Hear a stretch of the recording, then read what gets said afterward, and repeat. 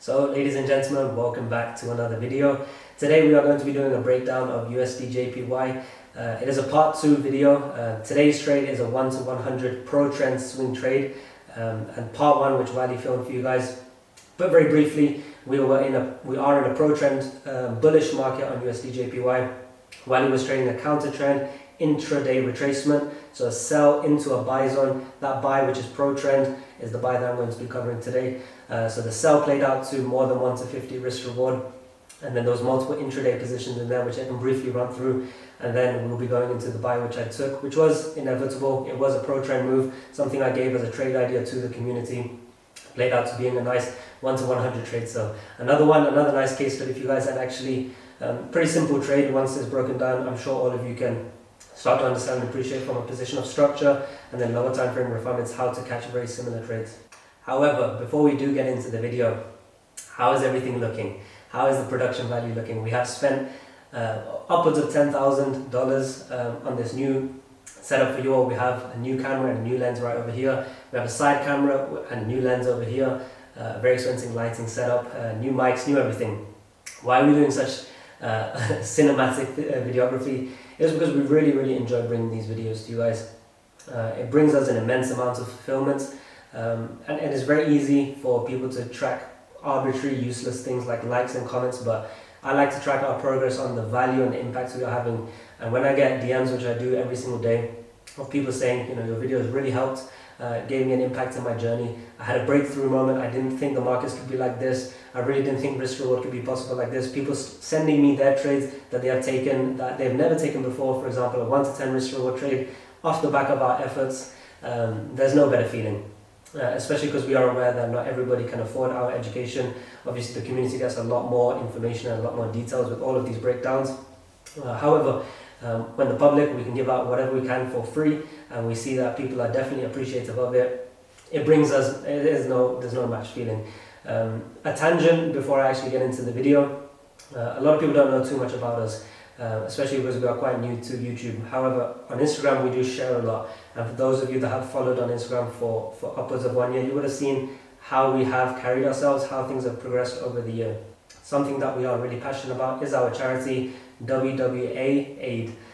So this charity initially was called Team Insanium, and it's a charity that Wally specifically has been involved with for many years. He himself has flown out for multiple weeks at a time to the Rohingya refugee camps in Bangladesh, where efforts have built hospitals, built schools, built homes, donated tens of thousands of meals to people, winter packs, sanitation packs. So the platform that we have started to develop over the previous years, where people are following us on our trading journey and then starting to learn from us, we actually wanted to use that as something a little bit more substantial. And I think this is actually quite fundamental, that when 20 years from now, I'm not really going to care how many millions I made this year. It shouldn't be about money. It shouldn't be about that metric only. Obviously that is what we're all trading for. However, I feel like in a position where I have a platform where we can spread a good message, and I also have to consider fulfillment. I get an immense amount of fulfillment from helping others sincerely, and that the charity projects that we have been running, without going into too much detail right now in this video, and I'm also careful that there's a fine line between help and then being a vanity project, which is definitely not what we are doing. But over the last year, through WWA and the charity that we have created through that, in partnership with Team Insanium, we have donated multiple 5 figures. We have donated hundreds of winter packs, sanitation packs, women dignity packs. We've donated Ramadan meals, we've donated to orphanages, we've donated in the refugee camps. So we've tried to do a lot of projects to help out for those that are most in need. And what we started to realize is that when it comes back to YouTube, when it came back to trading, we did not get a crazy amount of internal fulfillment or a great feeling. We did not get an immense amount of satisfaction from hitting metrics or hitting arbitrary numbers, meaning when we had our 100th student, we did not feel a specific way. When we had our 500th student, we did not feel a specific way. The numbers game of chasing numbers, chasing money, is fickle, it's fleeting. It doesn't really bring you much. However, what I do get fulfillment from is when I get a message from someone in the community and they say, hey, I passed FTMO and this is going to change my life. or when somebody says they've reached 6 figures, they've done a 6-figure withdrawal, and it's all thanks to WWA. You guys have no understanding how that makes us feel, being in the position where we aided and guided people in their journey to help literally change their lives. And that's what I think this should be about. So when it comes to YouTube, we're not getting caught up in the metrics of likes and views and comments and these kind of things. Yes, we want to share our message and share our value with as many people as possible.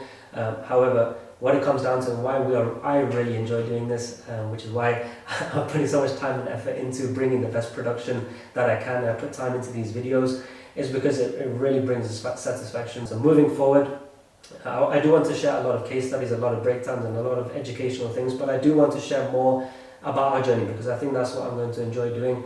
And again, at the end of the day, I don't want this to be anything more than enjoyment. And I think that the request that I get on videos is more trades, more day in the life, more vlogs, more breakdowns, etc. And I definitely plan to do that. I think there's definitely a great place for that, and I know a lot of people are definitely finding value from that. But as for today, that was a little bit of a tangent. I do want to give you a very nice breakdown on USD/JPY. Pretty phenomenal trade. I will be careful on how much I can give to you guys to be fair to the community. Obviously they get the most detail and they get all of the information, but for you guys, I do want to give you a bit of a guidance and have some training wheels, let's say, per se, to help you understand what we were looking at, the zones we were looking at, and the thought processes we were having going into this buy, and then eventually how did we get into the buy. So yeah, without further ado, let's get right into the video. So ladies and gentlemen, as we can all see over here, we are right now on the daily time frame, and it is very evident that USD/JPY is in a very bullish market at the moment. Yes, over here we were in a trending market to the downside. We did not clear a low, we did not make a new low, so that's something to consider. However, immediate price action, immediate structure over the last few weeks and months has been bullish, and then we can see very aggressively bullish with these large imbalances, large bullish engulfing candles. This obviously indicates to us that we are in a strong bullish market, and we are not going to sell unless we see strong signs to be selling and strong signs of reversal. And we have to realize those sells are most likely counter trend until we get justification to know that trend has shifted and now we are in a bearish market. Therefore, what is the logical thing to do? As we all know, this is trading 101, trade with the trend, and therefore we should be buying. So let me come to mark out one thing very quickly for you all. This is a daily supply area right now.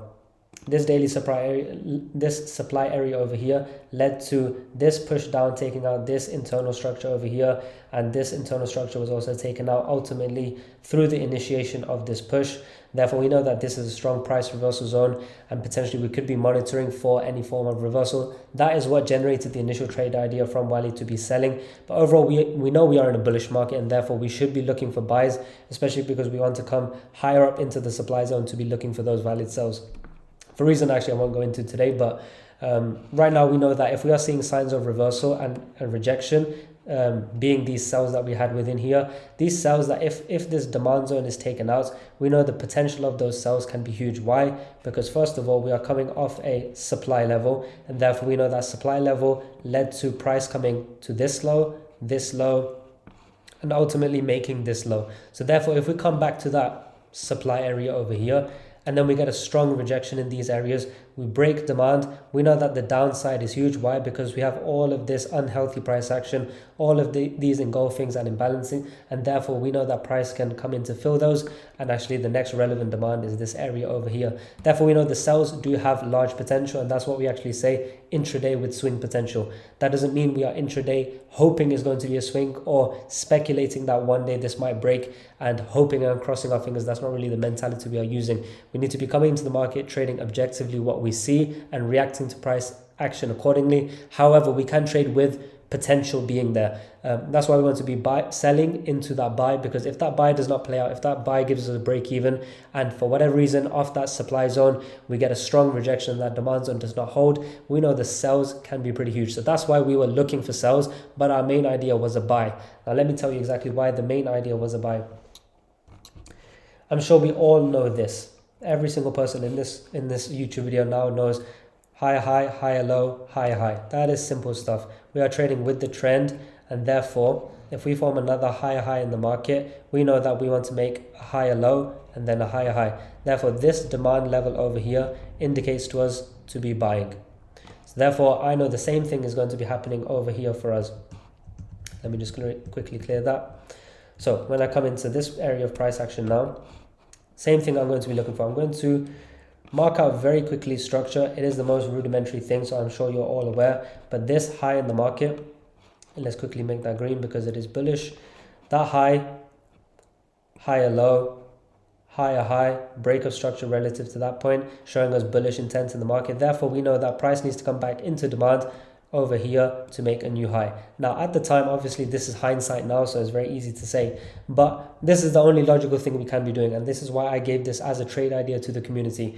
I'll get our editor to drop a screenshot, but I actually gave this whole trade idea saying that this is the pro trend thing to be doing, that we come into demand and we are looking for a buy, and then all of these sells happening within, they are internal structure. This is part of a sell to buy. However, if that buy does not prevail and those sells take over, we know the sell longevity is quite large, and therefore we are actively selling in a counter trend environment, knowing it is counter trend, but knowing that the potential is if it does become pro trend, the risk reward can be phenomenal. So we are hedging our bets on both sides and breaking even as quick as we can, and therefore we just let the market do its thing and then react accordingly, take partials accordingly, depending on what we see.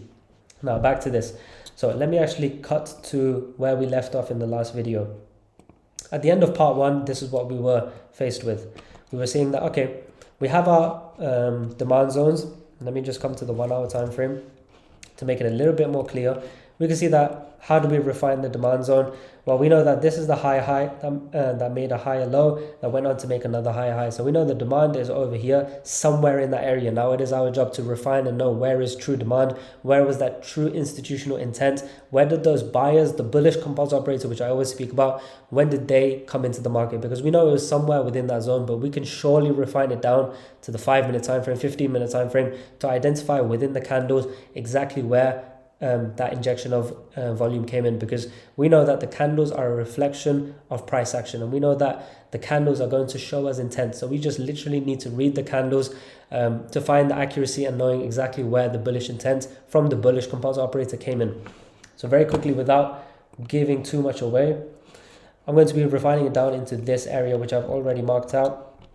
It is this zone over here. Why? We can see because the bullish initiation came from here, this supply zone over here that gave us a low relative to this internal structure. We know that this therefore reversed when price reversed from here and we took out this structural points.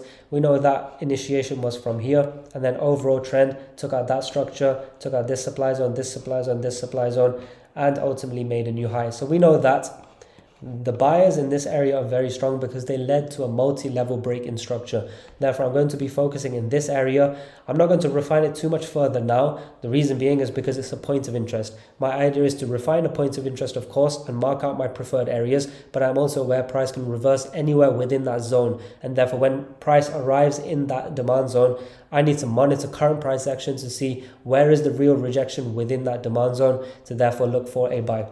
So I'm just going to mark out my IFC. I'm going to mark out it to the low because I know that demand level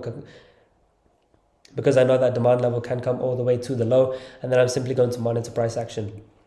Now, as we came into the last video, we were breaking down the sell, and this was a break-even trade I took, which I already covered with the community very recently. But now I know that this sell over here has been covered, and that sell that came off this FU candle because we cleared all of this liquidity, we cleared this liquidity, we cleared the previous FU candle's liquidity, and we tapped into supply. We know that this push that was very aggressive to the downside, leaving large imbalances, large bearish engulfing candles, and also taking out structure. We know that the sellers in here were strong, and therefore when price returned with our lower time frame refinements, we simply set a limit, and that trade played out very nicely. That is a trade I also got into myself. And where are we targeting? Where is the logical place to target? Well, if I'm in this sell, I can immediately target, first place is to take out this structure, because I know that previously this was a structural point and made this low. So the first place to target is to make a new low. We know we are in an internal bearish market. Let's quickly mark that out. We know that from this high, we've had a BOS relative to this demand zone, this demand level over here led to that new high. This demand level over here led to this new high. Therefore, we know that when price came here and it was taken out, we know that that is a bearish break of structure. Therefore, I know that I have entered a bearish market relative to here. So I know that bearish BOS. Let me put that in red now because we are in a bearish market. Lower low. This retracement, it came pretty high up, but it did not break. Therefore, this is a lower high. And then we go on to make a lower low. Then the entry of the sell was a lower high. We can logically target a lower low, but we know our target is where? Our target is our demand zone over here. So I'm going to be selling until my demand zone is fulfilled. Once we arrived in my demand zone, I'm going to be looking for buys because that is my pro trend narrative. That is my pro trend scenario. That's what a sensible trader should be doing. And as I mentioned in the beginning, it's the most rudimentary basic thing. Higher high, higher low, higher high. When it comes back to the higher low, that's a demand zone. I'm going to be looking for a buy. Very simple stuff, but I'm hedging my bets on the sell as well because I know that they do have quite a bit of potential if the demand zone does not hold. Now that we are in that sell, again, it's not just blind faith hoping it's come to my demand zone. I actually need to actively monitor price action within a trade to know how to manage it, to know when I'm going to take partials, maybe know when to hedge, maybe if I need to close entire volume, whatever the scenario may be, I need to monitor live price action. So let's come a little bit closer into this and see what happened. So as we were having that internal BOS, before we made that low, what fueled that low? What was the catalyst to give price action, to give the bears enough strength to overcome the buyers? Because this previously was a price reversal zone of this demand level. So we know buyers were present here. Why were the buyers no longer present here? Why were they taken out? Well, we had a catalyst, and that was being this FU candle. We took out the liquidity that was here. It was a very sharp reaction. If we actually come down to the 5-minute time frame, you can see even on the 5-minute time frame it is just a wick, and when we come to the 1-minute time frame, we can see how sharp and aggressive. It's a 10 pip candle, very sharp aggressive move, clears liquidity, and then comes down and makes a new low. This is showing me that retail traders did not do this. Retail traders can't afford to do something like this. This is created by the composite operator, and therefore we know that if the composite operator has created a move, we know where the inclination is, we know who is in control, and therefore we know that we do not need to close out ourselves because right now the sellers remain in control. Therefore I am with the composite operator being in this sell. However, this does actually give me a new point of interest, a pretty interesting one. So let's very quickly continue on. So as price arrives, I'm actually monitoring my areas to be looking for multiple entries. I'm looking to get into my sell, another sell potentially off this FU candle area. Why is that? Because I know I still have a target remaining. So I'm going to be selling until I have a reason not to.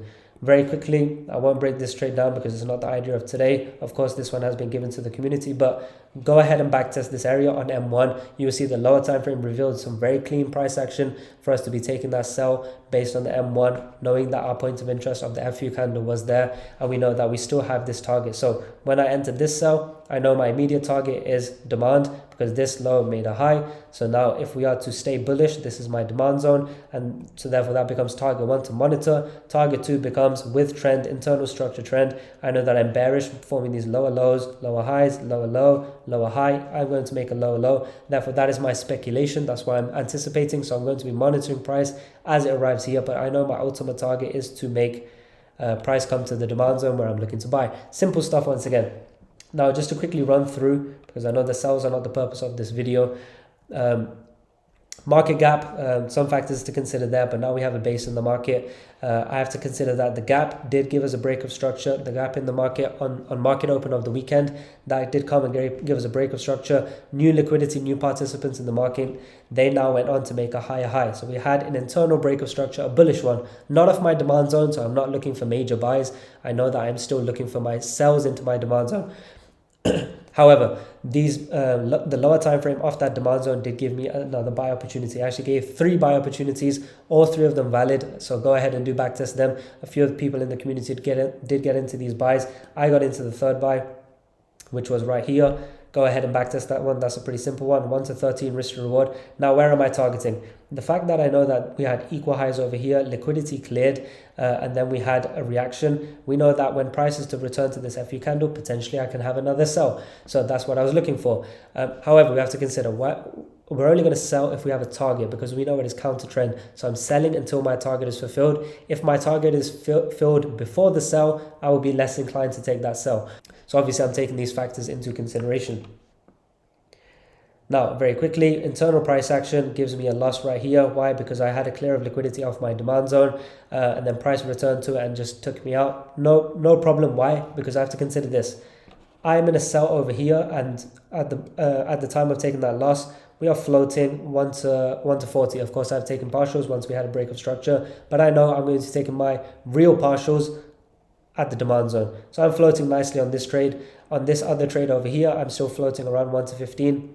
So again, I'm not too concerned about that. And this one was floating 1 to 13. I didn't actually take partials on this because I was anticipating price to come to this supply area. So unfortunately, that one was a break even. I was actually looking to stack an entry. So even though I've taken one break even and one loss, it has not phased me one bit. Why? Because I'm in a 1 to 40 and a 1 to 15, two separate sells. So those are fueling, or those are covering my losses.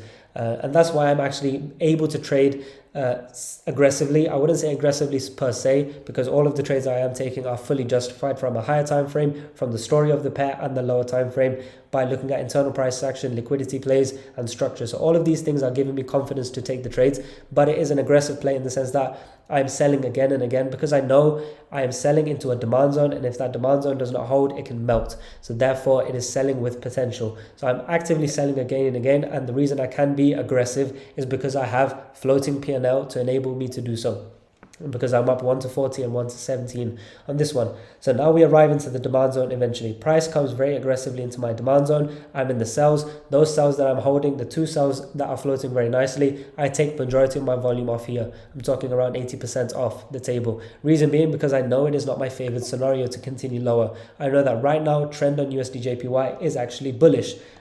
From this demand zone, we made a new high, and therefore if price comes here, I'm going to anticipate a new high. So therefore, if I'm anticipating a new high, this is going to be taken out and this is going to be taken out. So I want to secure the profit I have, but I'm going to leave 20% on each position. Why? Because I know that if this demand zone does not hold, there's nothing really to hold price up. There was large engulfing candles, large imbalances, and the demand zone was really low down. So I know the potential for the sell is massive. That's why I'm still leaving a runner per se. Now we come into that demand zone. I'm not going to go too in detail on the lower time frame refinements. That's something for you guys to backtest and study. But essentially, we get a rejection of our demand zone. We come initially into our demand zone. We get a push. We get that intent. We get the bullish order flow internally. And then my entry requirement over here based on the 3-minute time frame, a simple limit looking at the time of the day, lining up my session timings, lining up the lower time frame refinements that we utilize within the WWA model to give me a nice 3-pip stop loss on a limit. Pretty highly probable trade because the lower time frames confirmed it, session times it confirmed it, and the potential gives me the confidence that I know that this is a sensible or worthwhile trade to take. Now that I'm in that trade, where is the next logical place to be looking? Well, the fact that we had liquidity lying over here, and then this clearance of liquidity, we have internal bearish order flow that is showing me that the bearish composite operator is lining up its orders. And then we have a strong reaction. Look how strong it is with the strong bearish engulfing candles with these large imbalances. Therefore, I know that is an institutionally funded move. And when it is an institutionally funded move, we know that the bearish composite operator is in control, but we know that this requires a mitigation. So I know that my buys that I have over here, at minimum, it can go to here. At minimum, but I have to be aware. I'm not going to take my volume off the table because I know I'm with trend, so I anticipate all of this to be cleared, and I anticipate a bullish market because I'm with higher time frame trend to be buying. So I'm not actually going to be closing out majority volume at this supply zone. However, I'm going to be monitoring, to be hedging to sell, and I'm also going to be seeing how sharp that reaction is to see, do I actually need to take profit off the table? But in essence, I don't really need to because I know the potential is much larger than fulfillment of just this supply zone. So let's quickly run through price. We're forming higher highs and higher lows as we continue, so not a problem. And that's exactly what I like to see. Now, this is where I'm starting to monitor and say, okay, I have on the lower time frames, I've marked out my IFCs, I've marked out my refined IFCs, and I'm starting to see I'm monitoring to get into my sell. You can actually see my red box to show where my supply zone was. That's actually where my preferred area to be looking for the sell is. Now, therefore, I'm actually actively looking for a sell as a hedge because I know if I'm floating 1 to 10, if I take a 1% loss, it's not actually a loss, it's a loss from my P&L. So I'm actually happy to take a loss per se because I know that if I'm hedging, if my buy comes to break even and the demand zone does not hold, I have another sell in place with full volume. So that's pretty good. And I know that I can play that ping pong where I can buy and sell and capitalize on the market both ways as long as I have that confirmation from the lower time frame. And that's something you see us do consistently on a daily basis, buying and selling, playing that intraday ping pong. And then the overall trend we catch and let that swing. So we have intraday ping pong with a swing trade at the end of it. Now, this unfortunately didn't come and fulfill my lower time frame refinements. It did not come to my supply zone and give the lower time frame that I like to see. It reacted prematurely. but we can still understand how it reacted. It reacted off an M15 supply zone. So not a trade for me, doesn't fit my criteria. However, still a worthwhile trade if that's within your strategy. But for me, it was just a missed opportunity. But at least I can understand why price did that. It's not a random occurrence. I'm not blaming the market. If I don't get into a trade, if I take a loss, if I take a break even, the minimum I need to do is understand why that happened. The minimum I need to do is investigate and say, why did that not fulfill with my strategy? I need to explore and investigate, have that curiosity and say, okay, the market did that. I don't understand it. Let's go ahead and understand why, because maybe there's something I overlooked. This, in essence, it's not something I overlooked. It just doesn't fit within my criteria, so not a trade for me. However, when I see the reaction, when I do get this BOS of my demand zone, I'm going to take volume off the table because I'm not in the sell. It's reacted off a supply zone. I'm not taking major volume because I remember that I'm with trend on the daily and the 4 hour. So therefore, I'm only taking 30% of my volume off just to secure something, because I know I can enter on a buy again if it is given. So again, nothing that you don't need to be trading irrationally. You don't need to be trading with emotion. You don't need to be trading with fear of missing out or anything like that. You just react to price action and see what the market is giving you. If it doesn't go your way, no problem, you go again at the next zone, and then that's exactly what I'm doing. I'm not acting recklessly. I'm not stressed. I'm not phased. I just know that, okay, we've had a rejection. I didn't get into the sell, and now we are trending, making lower lows and lower highs. So I know that, okay, it was a smart thing to do to take volume off, and now this happens. It takes me out for break even. Obviously, once I've had my break even criteria met, I move this to break even. I move my stop loss to break even. Price now returns here and takes me out. So I only secure 30% of this 1 to 10 play, and therefore I only secure around 2.5%. The remainder, what do I do?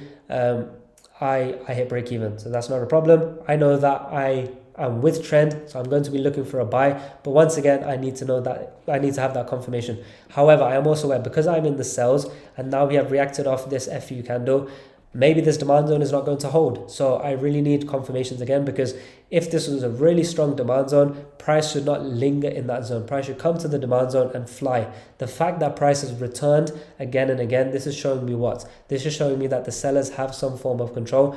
The bearish composite operator is fighting with the bullish composite operator. And even though we are in a demand zone, the sellers are fighting. And therefore, if I'm to buy again, the fact that I'm not in the new sell, the fact that I'm to buy again and I don't have a sell to hedge me, if I'm to buy again, I need real confirmation once again. So back to square one, I'm break even on the buys, but I'm going to monitor and see, can I find a justified entry? I'm hunting for an entry because I know the potential, but I still need to be sensible. I still need to have complete confidence in the trade with complete confluences present. So let's monitor how price action continued. So we're back in my demand zone. So the fact that my low has not been taken out of my demand zone, that for me is therefore not invalidation. The fact that we are still respecting the demand zone, respecting the order flow, this is showing me that the bullish composite operator still is present in the market. And once we get the confirmation of the bearish market, the bearish internal structure of lower low, lower high, lower low, lower high, lower low, the fact that that is now taken out, this supply zone that made a low has now been taken out. So we have now switched from a bearish internal market to now internal structure being bullish, and potentially that becoming overall structure on the higher time frame as well. That's the potential I'm seeing. So let's see how I monitor and act accordingly. Now, obviously I cannot go too much into detail on YouTube and give everything that we do away, but I want you guys to really spend some time back testing this area. This is exactly where I got in. I know that I have my intent. This is a supply zone. This has now been taken out. These wicks are showing me that, you know, the buyers have some sort of control in the market. So I'm investigating that. I come down to M1. This demand zone is S2D demand zone with our refined IFC. Now, again, I'm not going to teach that on YouTube. That is with our boot camps. But we know that I have my demand level down here. So that's an area I'm going to be monitoring if price comes there. But I need to realize that the fact that demand has come, price has come back to my demand zone for a second time. And when it has come there, it has come and given us liquidity, given us a FU candle, and then give us a sharp reaction. So we're off a higher time frame demand zone and it being pro trend. Lower time frame has given me liquidity plays, showing me the bullish composite operator is in control.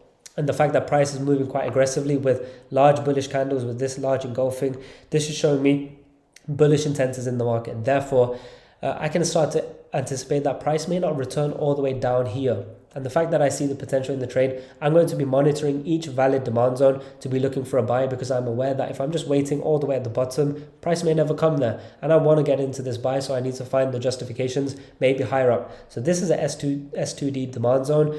So explore that in your own time and see how I refined it. I'm going to go down to M2, no lower, but I want you guys to focus on the lower time frame reaction, lower time frame refinements. This over here giving us our refined IFC lower time frame confirmation. It was just a 1 pip stop loss, and then once I get a break of structure over here, I know that move is confirmed. I know I can break even, and I'm going to see what the market is going to give me, and then I let the market do its thing. There's a lot of things that I want you to start to notice. I'm not going to give everything away, but notice how price action on the lower time frame is reacting. Notice how you identify that demand zone. Backtest, how different timing and different volume factors are coming in to give us the confirmation. Look if there's any fractal accumulation. Really read into the details on M1, because I'm sure all of you guys can start to reveal it to yourself if you're just being a bit more curious.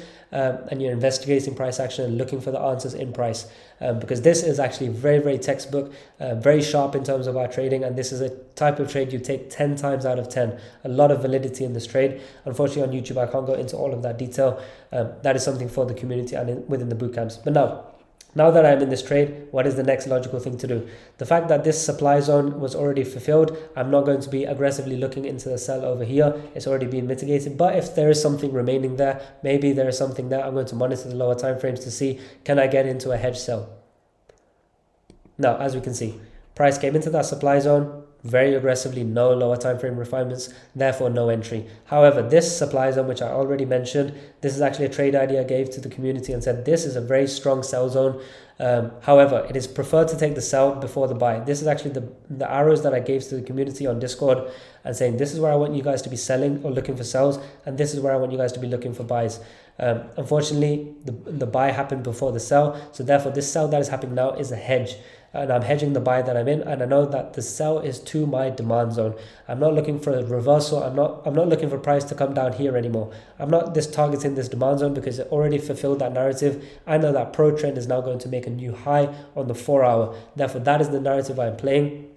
And until I have new information, until I have a reason to believe otherwise, that's the directional bias I'm going to trade. So I know this sell is a short-term intraday hedge, and the buy is a real move. So it's a quick, sharp, lower time frame refinement. This is very simple. On the 30-second time frame, it's just simply playing internal structure on the 30-second. And I know my target is my demand zone. It's a quick in and out, hold full volume, take full volume off, because I know I am with trend being bullish. So that was a very easy one. And we can see price taps into that demand zone. I would actually look to buy here as well, because this is a demand zone that took this high, took out the supply zones over here. So I know that if I get my lower time frame confirmations in here, I will look to buy. Unfortunately, it did not fit my criteria, so I did not get into a second buy. The only buy that I'm holding is this. Let's quickly zoom out to get a bigger picture of where we are. Higher high, higher low, higher high.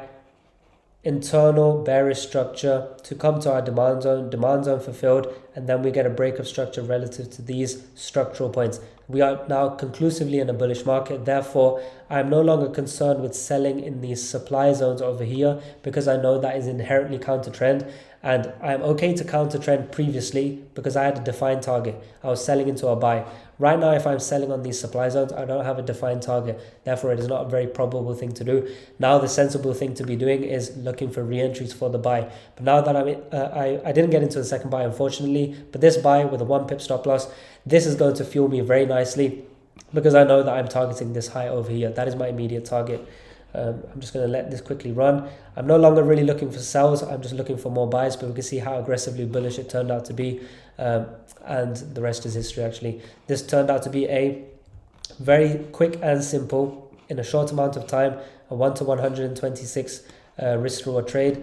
And I think all of you can agree, watching this breakdown, that it is quite simple. I didn't do anything magical. I didn't do anything complicated. I'm simply just playing structure, supply and demand with lower time frame refinements, hedging accordingly, playing intraday accordingly, selling when it is sensible, selling when it's a hedge, knowing that it is counter trend, and buying when it is favorable off my favorite zones. And yeah, I'd implore you all to backtest this, investigate all of these markings that I have in your own time to reveal to yourself the answers that are hidden within price action. And then the key being obviously the lower time frame refinements in that S2D zone with our refined IFC within WWA. So ladies and gentlemen, I will leave it there for today. Quick and simple breakdown on USD JPY, but as you can see, quick and simple does not mean it is not fruitful. I think all of you can agree. Just a quick overview. 2 wins for the sell, a third win that went on, a third sell that came on to hit break even, 1 loss on a buy, and another break even on a buy, and then another buy which hit 1 to 100. So overall, even if you're taking losses, even if you're hitting break evens, you know that the wins you take severely outweigh your losses. Why? Because of the risk to reward, because of the precision of understanding the lower time frames. And this is what I implore all of you to do. Do not get clouding your judgment trying to trade everything you may see in the markets. Maybe just focus on one pair, and this is exactly what we like to encourage within the boot camps. We have just finished up the March boot camp as of yesterday, and within the March boot camp I took the community through an exact same breakdown on USD JPY, but of course in a lot more detail, explaining my thought processes as each candle appeared. So it's a candle by candle breakdown on one pair, showing that over 200% is possible in the space of 2 weeks. Including losses, including break-evens, and I don't think anybody within the community would disagree or take extra losses. Why? Because those losses that potentially would incur, they do not fit within our strategy or requirements within our trading plan, and therefore this is actually a representation of the way we trade. Alex did exactly the same within the bootcamp, showing a 2-week breakdown of Euro USD, all of the trades, buys and sells, and I'll ask him to make you guys a YouTube video because the most recent sell that he took was a swing trade and it ended up being over 1 to 100 as well. So same thing, playing intraday ping pong, and then one trade will play on to be a swing. And that's exactly what actually we like to do in the boot camps. We are not here to sell a narrative to convince people that the way we teach, the way we trade is the be all and end all. What we like to do is, within our boot camps, we are not going to show examples from cherry-picked certain scenarios to fit our agenda, to fit our teachings that maybe happened 1 year ago. In our boot camps, we use fresh examples each time of current price action from the last 2 weeks, examples and case studies from the last 2 weeks to teach our concepts, so students know that it's ever changing and it's always relevant, and it's not just cherry-picked situations that they can't really apply, but this is genuinely how price moves, and this is how you should be looking at the markets, not from a perspective of, and you can see on my charts, there's not a single EMA, there's not a single indicator, there's no RSI, there's no support or resistance, there's no trend line, there's none of these retail factors. Why? Because they are either lagging, EMA or indicators are lagging of price action. They are representing what the candles are already showing you in a different fashion through mathematical calculations, but always with a lag, and maybe they have their projections, but those are based on what? Those are based on previous data projecting, therefore it is a statistical thing. Same goes for trend lines, or same goes for Fibonacci. Fibonacci is a statistical or probabilistic zone of reversal. And again, I do not want to be trading with probability and statistics. I'd rather be trading with the true nature of price action. And that's exactly what I showed you guys today, of showing you supply and demand zone, structure, how price action reacts within that internal structure, liquidity being a main one, to showing you who is in control in terms of the bullish or bearish composite operator. And when you see a certain party is in control, they will leave a digital footprint within the candles, which is what we are reading. That's why we read raw price action, because whatever movement a composite operator does, they leave footprints for us to read. And if you're able to read that, then you can understand each impulse and retracement, and therefore be able to trade that ping pong that we show all the time. Especially if you follow us on Instagram, you'll see on a daily basis buying and selling the same pair. Multiple 1 to 10s in the day are possible. And if you follow us on Instagram, you see not only us, this is not us preaching, this is what our students are doing on a daily basis. You will see we post our student trades every single day, 1 to 10, 1 to 20, 1 to 50, 1 to 100 from the community, risk reward trades on a daily basis. So it just goes to show the power within trading the right concepts, as long as you are reading raw price action and you're not hindered by a strategy based on probabilistic zones, which, to be fair, work for a lot of people. That's why they exist. That's why you have schools of thought, for example, harmonics, Elliott wave theory, market maker method, and whatever else may exist. They work for people, they exist. But until you understand raw price action, you will not be able to trade in a way like this, where you can trade up and down every single day and get the risk reward that we are able to within the community. So Just last point I want to touch upon is I encourage all of you to book a call with our student success manager. It is a free 30-minute call. First of all, it will be an interview to make sure you are eligible for our education, and then later on he will explain everything that we do offer and our whole onboarding process.